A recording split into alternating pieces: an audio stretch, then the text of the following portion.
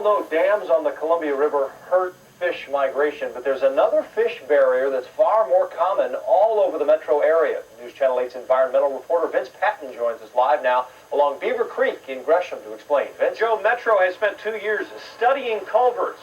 Big ones like this one that get water under Stark Avenue, and little ones, 1,400 in all.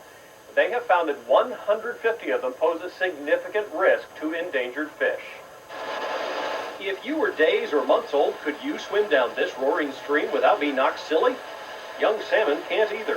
There's so much flow going through that right now. That's why it was called a pulverizer, especially for small fingerling fish that are basically washing downstream.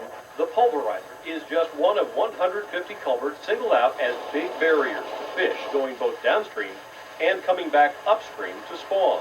Half a century ago, this was built to be a fish ladder. But in ensuing years, urban development has more than doubled the water flow through here, turning this into a massive obstacle.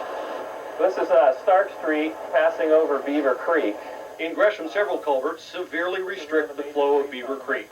Every time the passage gets narrower, the force of the water gets stronger and more difficult to swim against.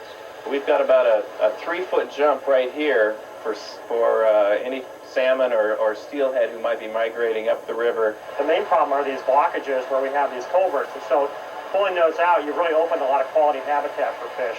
So Metro has done the first part, identifying a large problem.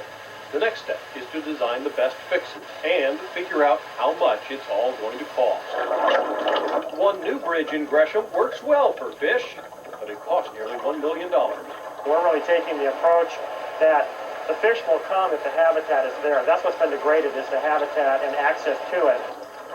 And with endangered species in the mix, fixing them is not an if, it's a when. Joe and Tracy?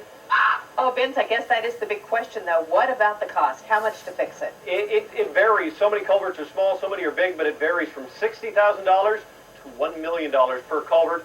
Multnomah County alone predicts they would have to spend $19 million. Big price tag. Thank you, Vince. Well, it's an old idea.